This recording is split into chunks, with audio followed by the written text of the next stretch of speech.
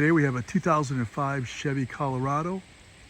It's got a 3.5, it's a 4x4. The car was in for inspection and they happened to notice that the rear shocks were leaking. So we're going to show you where those are located and how to replace them. This is the location of your shocks. And as you can see right here, this one's been leaking. So we're going to show you how to replace this. If you look over here, you can see this one's dry. I sprayed some lubricant on it, but you can see it's dry through here. The cylinder's starting to leak.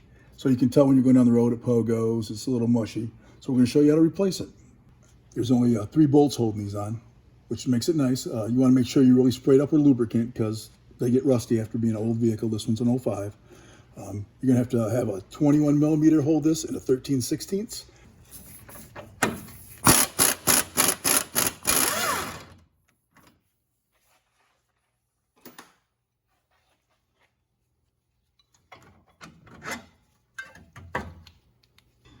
And up on top, you got 2 13s, but you're going to want to really spray it down good, just for the fact that it's an old car. And we'll show you how to take it off. Next thing you do is you get a long extension with a ratchet. This is a 13. You get up here and you start breaking these 2 loose. And if it's not going good, you go back and forth with it. These seem to be coming out pretty good because of the lubricant.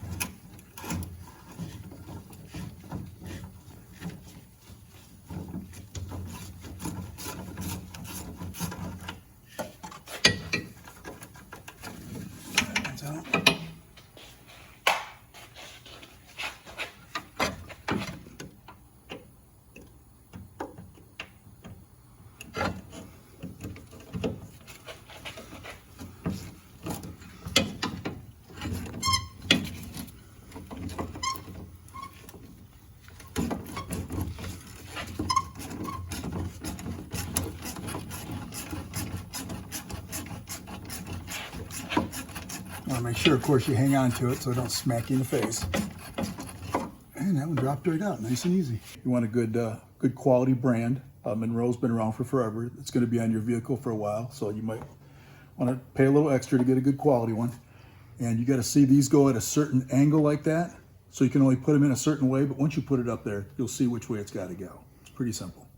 Now this top part doesn't really pivot, but this bottom does. So what you're going to end up doing is cutting this, and it's going to go out like it's supposed to. We're going to put the top in first and then pivot the bottom to where we got to have it.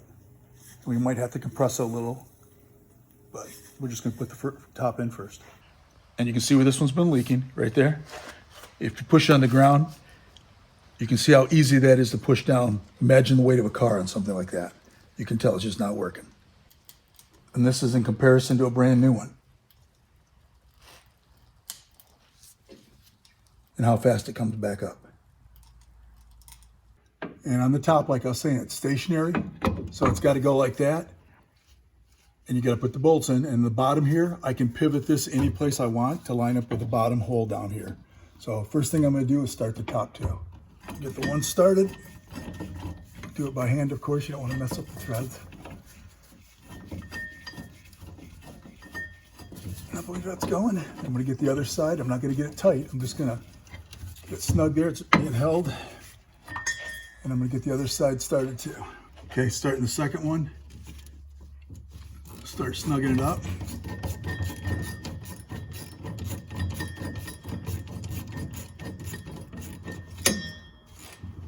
Go back and do the other side. You definitely have to have a long extension for this. It makes it a lot easier.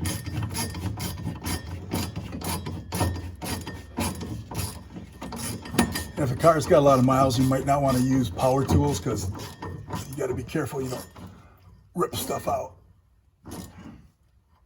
Okay, that one's tight. Okay, now we're going to snug the back one up tight.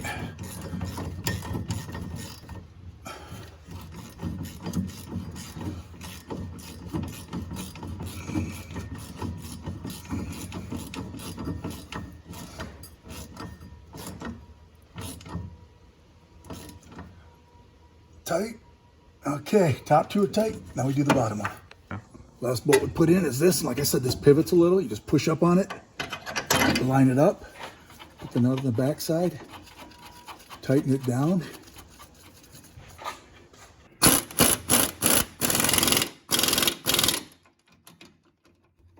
That's all it takes to put shocks on the rear of a 2005 Chevy Colorado truck.